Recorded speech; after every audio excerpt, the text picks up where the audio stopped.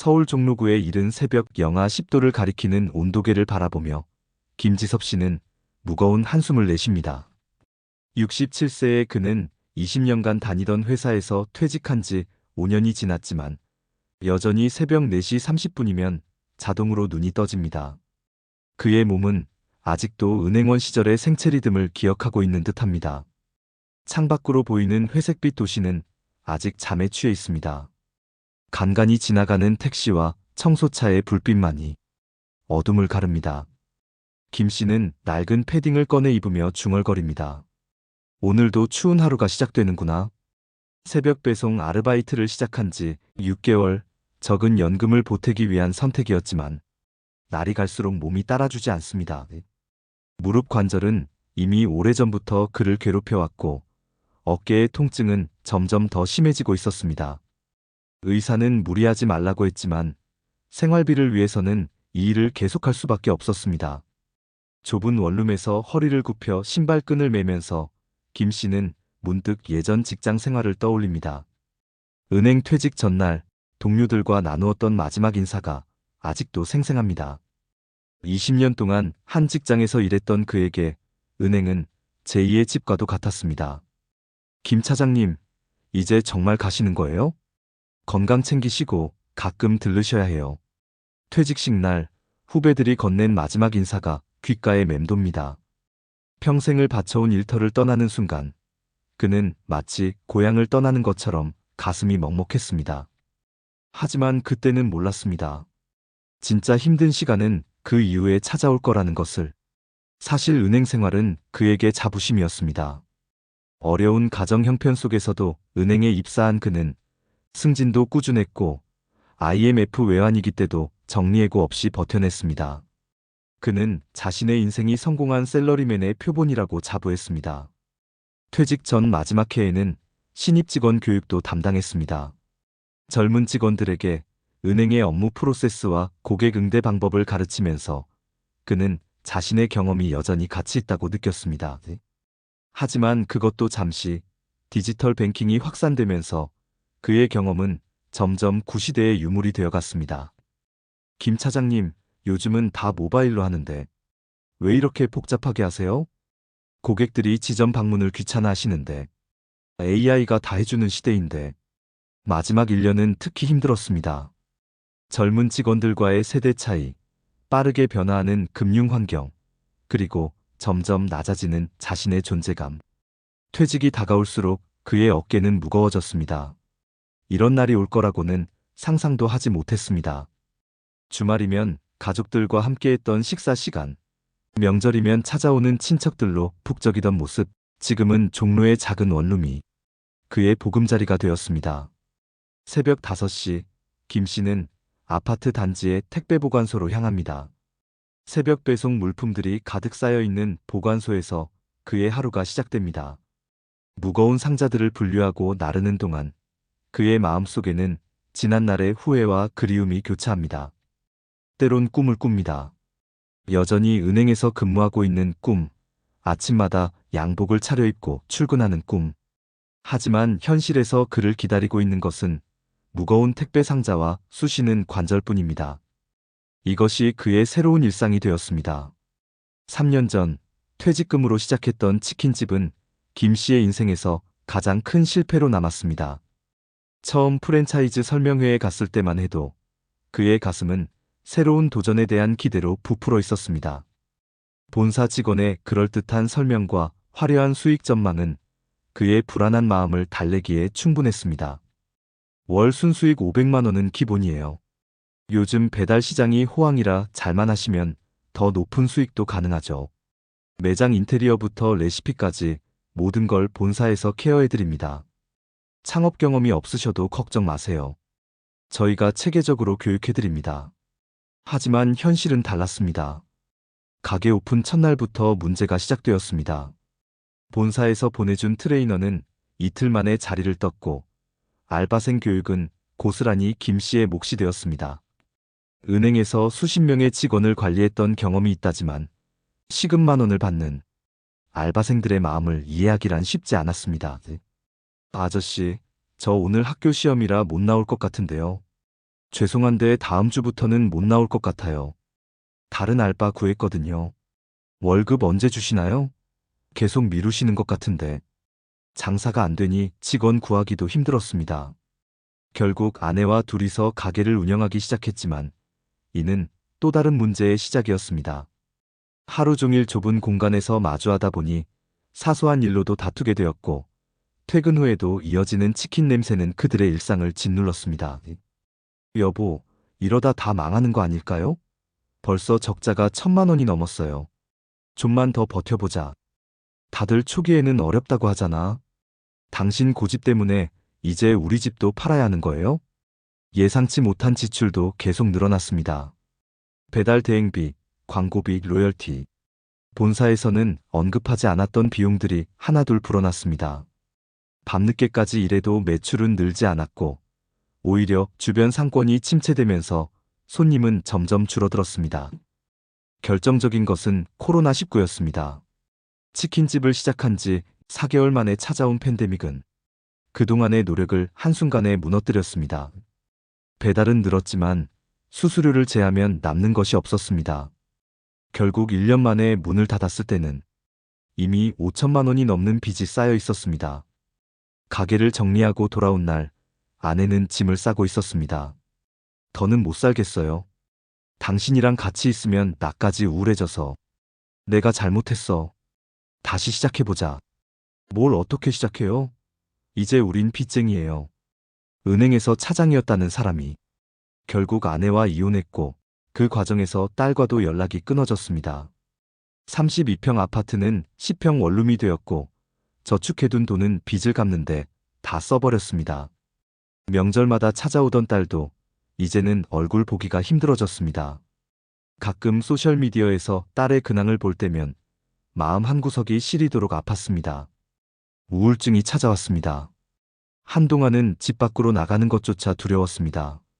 매일 밤 잠들기 전 젊은 시절로 돌아가 다른 선택을 할 수 있다면 하는 후회가 그를 괴롭혔습니다.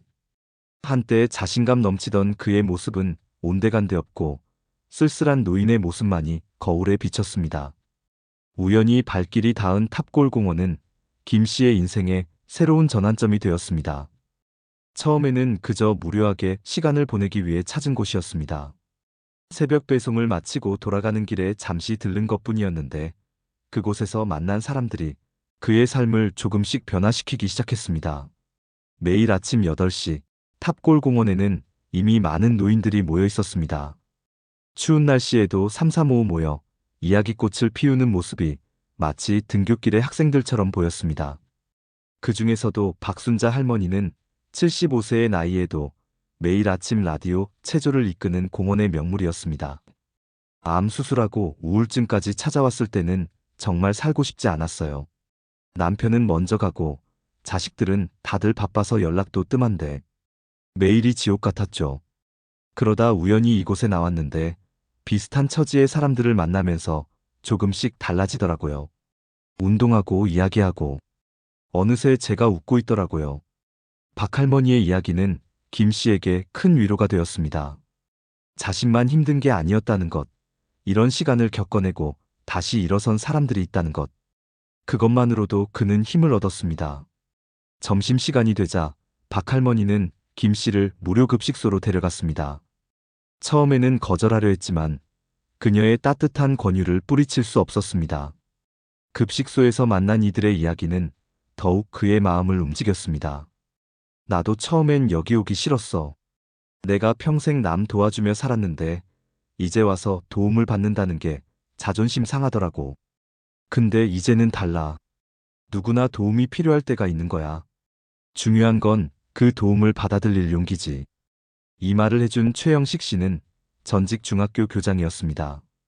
정년퇴직 후 노후자금을 사기당해 모든 것을 잃었다는 그는 이제는 도시락 배달 봉사를 하며 새로운 삶의 의미를 찾고 있었습니다. 공원에서의 시간은 마치 작은 학교 같았습니다.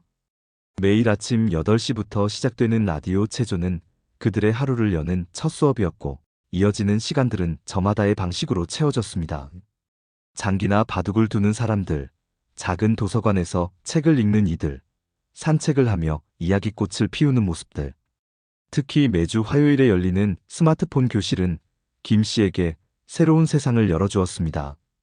젊은 자원봉사자들이 카카오톡 사용법부터 유튜브 보는 법까지 차근차근 가르쳐 주었습니다. 처음에는 서툴렀지만 조금씩 디지털 기기에 익숙해지면서 자신감도 생겼습니다. 아저씨, 생각보다 빨리 배우시네요. 다음 주엔 인스타그램도 한번 해볼까요? 그래도 될까? 나 같은 늙은이가. 무슨 소리세요? 우리 할머니도 요즘 틱톡 하시는데. 젊은 선생님의 격려에 김 씨는 소셜미디어도 시작하게 되었습니다. 서툴지만 매일 공원의 풍경을 찍어 올리고 좋아요를 받을 때면 마음이 따뜻해졌습니다. 특히 오랫동안 연락이 끊겼던 딸의 계정을 발견했을 때의 그 설렘은 아직도 잊을 수 없습니다. 이렇게 6개월이 지났습니다. 이제 김 씨는 더 이상 과거의 실패에만 머물러 있지 않게 되었습니다. 새벽 배송은 여전히 힘들지만 그 후의 시간들이 그에게 새로운 희망이 되어 주었기 때문입니다. 탑골 공원에서 만난 친구들은 그의 제2의 가족이 되었고 매일의 일상은 작지만 의미 있는 순간들로 채워지기 시작했습니다. 공원에서 시작된 작은 변화들은 김 씨의 삶 전체를 바꾸어 놓았습니다. 가장 큰 변화는 청춘 산책단의 탄생이었습니다. 처음에는 박순자 할머니와 최영식 씨, 그리고 김 씨까지 셋이서 시작한 작은 모임이었습니다. 매주 토요일 아침 서울의 골목골목을 걸으며 사진도 찍고 이야기도 나누는 소소한 모임이었습니다.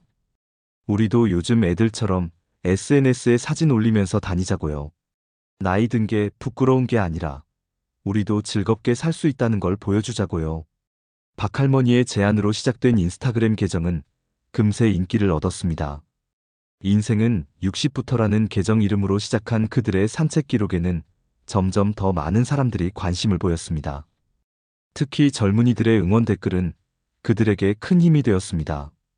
할머니, 할아버지들 너무 멋있으세요. 저희 부모님께도 추천해드렸어요. 우리 엄마도 이제 가입하신대요. 다음 산책 모임에 저희도 참여해도 될까요? 청춘 산책단은 점점 규모가 커져갔습니다. 한 달 만에 10명이 되었고 3개월이 지나자 20명이 넘는 회원이 모였습니다. 나이도 직업도 제각각이었지만 그들을 하나로 묶어주는 것은 바로 현재를 즐기고 싶다는 단순한 바람이었습니다. 매주 새로운 장소를 발견하는 재미도 쏠쏠했습니다.